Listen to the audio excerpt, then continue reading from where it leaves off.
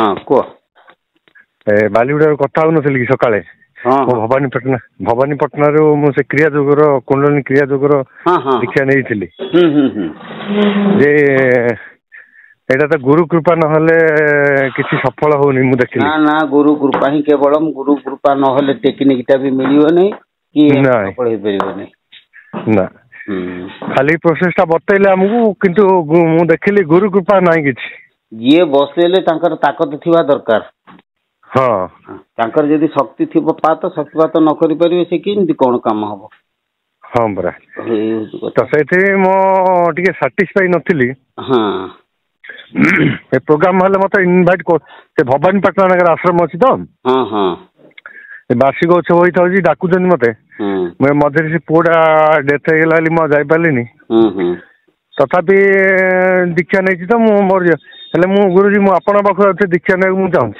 किसी असुविधा नहीं हाँ हाँ से कौन केमती करिया पड़ियो कौन आसिक एक दिन रहिया पड़ियो टिके न आसिले पाखरे आमे साक्षात मिसु मिसु मिश्र जहाँ को आपण गुरु करिवे तांको से टिके हृदय मन मिलवा दरकार हाँ हाँ नहीं नहीं मु तो जीवा पड़ियो किंतु गोटे दिन आगुरु मो एट बहुत दूर अछि भुवनेश्वर 400 किलोमीटर दूर अछि हाँ हाँ मु बुझी पर सब जानि पर भगवान पटना मु जानुची आसिले दिने सेमती टिके फांका करके आसीबो दिने दी दिन एटी बसवा कथबार्ता हवा सब कथा गुड़ाक आलोचना करवा आलोचना कर सारी मु टोटाल एकदम क्लियर करके तुमको बुझे देकरी जिनस छाड़देमी तुम धीरे धीरे काम कर प्रैक्टिकल करिया पड़ो हाँ प्रैक्टिकल मु भी एटी करके देखेदेमी तुम चिंता कर हां करके मु सब कुंडलिनी हां कुंडलिनी मेन तो कुंडलिनी जागृत न होला किछि कुंडल सुनो कुंडलिनी तो अलग कथा पता नहीं सुमना जागरण हो हाँ सुषुम्ना हाँ हमरो इडा पिंगला सुषुम्ना नाड़ी भितर कुंडलिनी जीवासवा करचंती तो तेनु सुषुम्ना नाड़ी टाके खोलु हां हां हां अच्छा सुषुम्ना नाड़ी खोलिया पे हेले हमर कोन दरकार जे हमर प्रथमे जो प्रोसेस टा गोटे कथा सुनो जिमिति आमे जीवा ऊर्ध्व को इमिति जो बहुत गुरु अछंती तुमको खाली विभूति देखै देकी करे दोचंती चखै दोचंती तुम भाबु जे इटा भारी भलो इमति हला सिमति हला कर दोचंती कि किछि मंत्र अछि तांत्रिक मंत्र अछि को ऊपर गोटे कर दोचंती हेले हमर बिहार स्कूल ऑफ योग सिद्धानंद सरस्वती से कहिचंती किबा हम गुरु भी कहिचंती जे प्रथमे गोटे कथा होची तमरो फास्ट प्रथम कथाटा हला कुंडलिनी नै कोठी प्रथमे आगे पिंगला नाड़ी को एक्टिवेट करन पिंगला नाड़ी एक्टिवेट करले हमर कोन हमरा ज्ञान उदय हबो हला पिंगला नाड़ी हां ईडा नाड़ी अज्ञान पिंगला नाड़ी ज्ञान एवं सुषुम्ना तबरे गुरुजी मोर टिके ये स्वास्थ्य भी खराब रहउची पिंगलाटा एक्टिव हेले म भाबुची स्वास्थ्यटा भी ठीक रहयो निश्चिंत रहइबो ना स्वास्थ्य जो खराब रहउची हमर कार्य रे किछि टिके बेताल रहउची हला कि तेणु आमे मु भारी सतर्क करूची टिके विशंबर पाखरु जे नियंती टिके डेरी हुई हेले कण बो आमे जदी जीवा प्रकृत बाट देकरी जीवा जो कि शरीर समस्या दूर हेतिबो मानसिक शांति हमकु मिलुथिबो आमे आनंद उपलब्धि करूथिबा शांति ता संगे मध्य हमर ज्ञान शक्ति मध्य बढ़ुथिबो धीरे धीरे विचार शक्ति हमर धीरे धीरे बढ़ुथिबो बुझला ना तेणु प्रथमे ज्ञान साधना पर भक्ति साधना हला कि भक्ति को कुंडलिनी हमर जागृत दरकार बुझल कि तेणु जे कुंडलिनी किछि असुविधा नहीं आमे करी करी करी गले से मां कर दर्शन ऑटोमेटिक आसी जीवो कम बुझले तेणु सेपड़ा सब आमे धीरे धीरे गोटे गोटे 5 बाय 5 करी करी करी जीवा मु तो कहि पारुने पार्टी रे कथा रे काहे ना जिनिसर अनुभवटा आमे करिबा तेणु विभिन्न प्रकार जिनस अछि आउ बहुत गुप्त जिनस अछि जोटा कि आमे कहंती नै हमर गुरुंकर नियम नै सेई सब हां हां सेइटा भी तांकर भी सिंत कहिथिले हमर क्रिया जोगरे मु दीक्षा नला पर सब हमर जो ये माने गुरु मंत्रडा हाँ सेटा कहिथिले तापरे मते 2-4 मास पर साधना पर मते चंडी पाठ करियो कहले हां हां चंडी पाठ बहिरा से तो भूल चंडी पाठ कोन तुम साधना करबो चंडी कोन एई गोटे कथा बहिटा हां बहिटा मते पढिया कहिथिले मु पढु केबे बेले बेले पढु केबे बेले ना सुनो हम ठाकुरंकर से सब किछि नाही बुझ परले ना तमे आत्म दर्शन करबो गोटी बाटर जीवो हजारे जिंस मुंडरे पुरेबो नै हला से आसिले तबरे गीता पाठ करियो कहले गीता पाठ करिया पे तो समस्याटा ठीक किछि असुविधा नै गीता भागवत गीता भागवत अछि मु गीता केते पढछि केते भागवत पढछि ଟାଇମ୍ ମିଳିଲେ ଚଣ୍ଡୀ ପାଠ ବେଳେ ବେଳେ ଚଣ୍ଡୀ ପାଠ ପୁରା ବହି ନାହିଁ ନାଇଁ ଚଣ୍ଡୀଟା ଏ ତାର ହଁ ଚଣ୍ଡୀଟା ହଉଛି ମାୟା ସେ ଆମକୁ ସମେଇବ ଅସଲ ଜାଗାକୁ ନେଇପାରିବନି ଛାଇଆଟା ସିଏ ସମେଇ ପାରିବନି। ତେଣୁ କେବଳ ଆମେ ବ୍ରହ୍ମ ମାର୍ଗରେ ଗତି କରିବା। ଆତ୍ମଦର୍ଶନ କେମିତି ହବ, ପ୍ରଣବ ତତ୍ଵର ରହସ୍ୟ କେମିତି ପାଇବା, ଗାୟତ୍ରୀର ଭେଦ କେମିତି ଆମକୁ ଜାଣିବା, କଣ ବୁଝିଲେ ନା? ଗାୟତ୍ରୀର ଭେଦ ଜାଣିଲେ ଆମେ ଉପରକୁ ଯିବା ବୁଝିଲେ।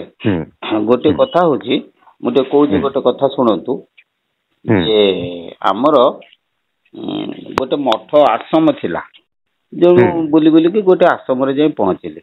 ଯଦି ଆଶ୍ରମରେ ପହଞ୍ଚିବି ସେ ଆଶ୍ରମରେ ଭାଗବତ ଗାଦି ଅଛି, ମୁଁ ବସିଛି, ସେ ଗାଁର ପିଲା ଛୁଆ ସବୁ ମୋ ପାଖରେ ଆସି ଗଦା ହୁଅନ୍ତି ଆଉ ମତେ କାଠ ଫାଟ ସବୁ କାଟିକି ଦିଅନ୍ତି, ଚାଉଳ ଆଣିକି ଦିଅନ୍ତି, ମୁଁ ମୋର ବସି ଖାଏ, ଛୁଆଙ୍କୁ ସବୁ ବାଣ୍ଟେ, ଛୁଆଙ୍କ ସାଙ୍ଗରେ ଖେଳେ, ବହୁତ ଭଲ ମୋର ଥିଲା। ଏ ଜଣେ ଲୋକ ଆସି ପହଞ୍ଚିଲେ, ପହଞ୍ଚାରିକି ମୋ ପାଖରେ ସନ୍ଧ୍ୟା 7ଟା ଖଣ୍ଡେ ବେଳେ ଦି ହାତ ଟେକି ଦେଇକି କହିଲେ ଓ ମା। ସେଠୁ ମୁଁ କହିନି ସେ ପିଲାଙ୍କୁ କହିନି, ମୁଁ କହିନି ଆରେ ସେଠି ତ ବାବା ବସିଛନ୍ତି, ଭାଗବତ ଗାଦି ଅଛି, ଏଠି ତ ମା ଫା ନାହିଁ, ମା କଣ ସେ କହୁଛନ୍ତି, ଓ ତାଙ୍କୁ ଆସନ ଦିଅ। ସେଠୁ ସେ ଆସନ ଦେଲେ, ସେଠୁ କହିଲେ ମୁଁ ବା ମାଆକୁ ବେଶୀ ଭଲ ପାଏ। ମୁଁ କହିଲି ତମେ ମାଆକୁ ଭଲ ପାଅ ବୋଲିକି ବାପାଙ୍କୁ ଯାଇ ଜୁହାର ହେଇ କହିବ ନା ମା ଜୁହାରେ। ତେଣୁ ବାପାଙ୍କୁ ବାପା ଜୁହାର କହିବ, ଅନ୍ତର ଭିତରେ ମାଆର ଅଧିକ ଭକ୍ତି ମୋର ଥାଇପାରେ। ଆଉ ତେଣୁ କୋଉ ମାଆକୁ ନା ଆମର ହଉଛି ଗାୟତ୍ରୀ।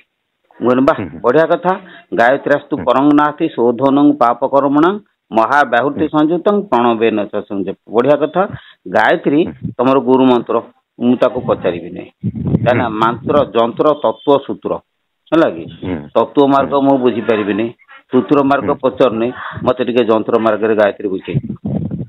ସେଉଠି ତା ପାଟି ଅଠା ଅଠା ପୁରା ହେଇଗଲା। ବୁଝିପାରିଲେ? ମୁଁ କହିଲି ଦେଖ ତମେ ଗାୟତ୍ରୀ ଖାଲି ମନ୍ତ୍ର ଜପ କରିକିରି ତାର ତତ୍ଵ ଯଦି ନ ଜାଣିବ ମୋଟେ ତମ ମନ ଲାଖିବନି କି ତମର ଗୋଟେ ଗୁରୁତ୍ୱ ତାକୁ ତମେ ଦେଇପାରିବନି। ତେଣୁ ଉନ୍ନତି ହବା ବହୁତ କଷ୍ଟ। ଆଉ ତମେ କିଛି ପାଇବା ଆଶାରେ ଆମେ ଗୋଟେ ଗାୟତ୍ରୀ ମନ୍ତ୍ର ଜପ କରିବା, କହିବା ଆମେ ଗୋଟେ କିଛି ମନ୍ତ୍ର ଜପ କରିକି ମୁଁ ଗୋଟେ ବଡ ଜ୍ଞାନୀ ହେଇଯିବି, ଏଇ ସବୁ ଚିନ୍ତାଧାରା ଗୁଡାକ ଟୋଟାଲ ବନ୍ଦ କରିବ। କୌଣସି କାମନା ରଖିବନି, ନିଷ୍କାମ ହିସାବରେ ନିତ୍ୟ ନୈମିତିକ ହିସାବରେ ମାଙ୍କୁ ମୁଁ ସେବା କରିବି ଯଦି କରିବ ତାହେଲେ କିଛି ଫଳ ପାଇବ। ଆଉ ତମ ମନ ଭିତରେ ଆମେ ଗୋଟେ ଜିନିଷ ଜପ କରିବା, ଜପ କରି କହିବା କୋଉଠି କାହିଁ କଣ ହେଲା ନାହିଁ, ଏଇ ସବୁ ଆଶା କାମନାରେ କି କମେ ନେବା ଅଧିକାର ସେ ମା ଫଳିସୁ କଳା କଦାଚନ ମା କର୍ମ ଫଳ ହେତ ଉପରୁ ମା ତେ ସଙ୍ଗ କର୍ମଣି। ତେଣୁ କୌଣସି ଫଳ ନୁହେଁ, ଖାଲି ଗୋଟିଏ କଥା ହଉଛି କେମିତି ଜୀବନର ମୋକ୍ଷ ପାଇବି, କେମିତି ଏ ଜନ୍ମରୁ ଯାଇକି ମୁଁ ଆର ଜନ୍ମରେ ମଣିଷ ଜନ୍ମ ହେମି, ଯଦି ଜନ୍ମ ମୃତ୍ୟୁ ଚକ୍ରରୁ ଉଦ୍ଧାର ହେଲେ କେମିତି ବ୍ରହ୍ମମଣ୍ଡଳକୁ ଯିବି। ଏ ଦିଟା କଥା ଆମର କଥା। ଆଚ୍ଛା, ପ୍ରଥମ କର୍ତ୍ତବ୍ୟ ହେଲା କେମିତି ଆମର କୁପ୍ରକୃତି ବିନାଶ ହେଇକି ଆମ ଦେହରେ ସୁପ୍ରକୃତି ଜାଗ୍ରତ ହବ, ବୁଝିଲେ ନା? କାମ କ୍ରୋଧ ଲୋଭ ମୋହ ମଦ ମାଶ୍ଚର୍ଯ୍ୟ ଅହଙ୍କାର ଏଗୁଡା ସବୁ ଇଡା ନାଡିରେ ଜାଗ୍ରତ ହୁଏ। ଅକ୍ରୋଧ ବୈରାଗ୍ୟ ଅହିଂସା କଣ ବୁଝିଲେ ନା, ଏଗୁଡାକ ସବୁ ସୁପ୍ରକୃତି ଗୁଡାକ ସବୁ ପିଙ୍ଗଳା ନାଡିରେ ଜାଗ୍ରତ। ତେଣୁ ଆମେ ପିଙ୍ଗଳା ନାଡିରେ ପ୍ରଥମେ ଆଗେ ପିଙ୍ଗଳା ନାଡିକି ମାଷ୍ଟର କରିବା। ପିଙ୍ଗଳା ନାଡିର ଗୋଟେ ସ୍ୱତନ୍ତ୍ର ଆସନ ଅଛି, ଯୋଉ ଆସନ ଦ୍ୱାରା କେବଳ ପିଙ୍ଗଳା ଆକ୍ଟିଭେଟ ହବ। ଆଉ ଥରେ ଯଦି ପିଙ୍ଗଳା ଆକ୍ଟିଭେଟ ହେଇଗଲା ତମର ଲକ୍ଷଣ ଟା ଜଣା ପଡିଯିବ ଯେ ତମର ପିଲା ଛୁଆ ଘର ଦ୍ୱାର ଭାଇ ବନ୍ଧୁ ସମସ୍ତେ ତମକୁ ଭାରି ଆଦର କରିବେ, ପ୍ରେମ କରିବେ। ସେଥିରୁ ଆମେ ଜାଣିପାରିବା ଲକ୍ଷଣ ସବୁ ଅଛି। ସୁଷୁମ୍ନା ନାଡି ଜାଗ୍ରତ ହେଲେ କଣ ଲକ୍ଷଣ ଅଛି ସେଗୁଡା ସବୁ ଅଛି, ଏସବୁ ଜିନିଷ ଅଛି ଆମ ପାଖରେ। ତେଣୁ ଗୋଟିଏ କଥା ହଉଛି, ଆଉ ସିଏ ଯୋଉ କରୁଛନ୍ତି ସବୁ କଣ କରୁଛନ୍ତି ଆମେ କାହିଁକି କାହାକୁ କହିବୁ? ନାଇଁ ସବୁ ଜାଗା ଜିନିଷ ଭଲ କରୁଛି। ଏବେ ମୁଁ ଆପଣଙ୍କର ଗୋଟେ ଇଏ ଦେଖୁଥିଲି, ଆପଣଙ୍କର ଗୋଟେ ଇଏଟା ଫେସବୁକରେ ଗୋଟେ ଇଏ ଦେଖୁଥିଲି, କିଏ ଗୋଟେ ଭାଇ ଜଣେ ପଚାରୁଥିଲେ ଇଏ ପାଇଁ କହିଦେଇଛି ଆପଣଙ୍କର ଏଇ ଯୋଉ ଇଏ ପୂଜା ଠାକୁର ପୂଜା ମନ୍ଦିର ଯିବା ଏ ବିଷୟରେ ସେ ଡିସ୍କସନ କରୁଥିଲେ ଯେ ଆପଣ ତାକୁ କହିଥିଲେ ନ ଶିଖିକିରି କେମିତି କରିପାରିବେ ଏ ଜିନିଷ, ଯେ ଯାହାକୁ ଯୋଉଟା ଦରକାର, ଯୋଉ ଷ୍ଟୁଡେଣ୍ଟ କୁ ଶିଖିନି ସେ ABCD କେମିତି ଶିଖିବ? ବାସ୍ ବାସ୍ ସେଇଟା ଜାଣିଛନ୍ତି ତ କଣ ମୁଁ ବୁଝେଇଥିଲି। ସେଇଟା ମୁଁ ଶୁଣୁଥିଲି, ମତେ ଭଲ ଲାଗିଲା ଆପଣଙ୍କର ଯୋଉ ଇଏ ଗୁରା ବୁଝେଇଲେ, ମତେ ଭଲ ଲାଗିଲା। ହେଲେ ଆଚ୍ଛା, ସଦ୍ଗୁରୁ ସେତିକି ଭାଗ୍ୟର ଥିଲେ ସଦ୍ଗୁରୁ ମିଳେ। ଯୋଉ ଥିଲେ ତ ପୂର୍ବର ବାସନା, ନହେଲେ କର୍ମରେ ଅଜି ଥିଲେ ନା କଣ ଗୋଟେ କଥାରେ ଅଛି। ଯଦି ଭଲ ଗୁରୁ ଭାଗ୍ୟରେ ଥିଲେ ମିଳେ। ତ ସେଇଥିପାଇଁ ମୁଁ ଦେଖିଲି। ହେଲେ ଆମକୁ ପିଙ୍ଗଳା ନାଡିଟାକୁ ଆକ୍ଟିଭେସନ କରିବାକୁ ପଡିବ ନାଇଁ କି? ପିଙ୍ଗଳା ନାଡି ପରେ ସୁଷୁମ୍ନା ନାଡି, ତାପରେ କୁଣ୍ଡଳିନୀ ଜାଗରଣ, ସେଗୁଡା ସବୁ ଧୀରେ ଧୀରେ ହେଇଯିବ, ବୁଝିଲେ ନା? ତା ସେ ଅଟୋମେଟିକ ହବ ନାଇଁ କି?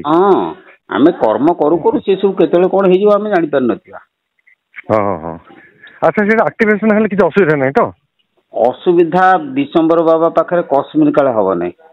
କାହିଁକିନା ମୁଁ ତୁମକୁ ସେଇଥିପାଇଁ ମୁଁ ଯୋଉ ପିଙ୍ଗଳା ନାଡି କଥା କହିଲି କାହିଁକି ଯେ ତମେ ଏସବୁ ମୂଳ ପଦାର୍ଥ ମୂଳ କର୍ମ ଯଦି ଆମେ ନ କରିବା ତାହେଲେ ଡାଳ ଉପରକୁ ଚଢିଗଲା ଖେଣେ ସେଇ ଦେହ ଖରାପ ହବ, ନା କିଏ ପାଗଳ ହେଇଯିବ, କେତେ କ'ଣ ହେଇଯିବ ସୀମା ନାହିଁ। ତେଣୁ ଆମେ ମୂଳରୁ ଯଦି ଧରିକି ଯାଇଥିବା ତାହେଲେ ଆମର ଅସୁବିଧା କିଛି ନାହିଁ। ଏଟାକୁ ଆମେ କରିବା ଆଉ। ହଉ ହଉ ହଉ ହଉ ହଉ ଗୁରୁଜୀ, ହଉ ପ୍ରଣାମ।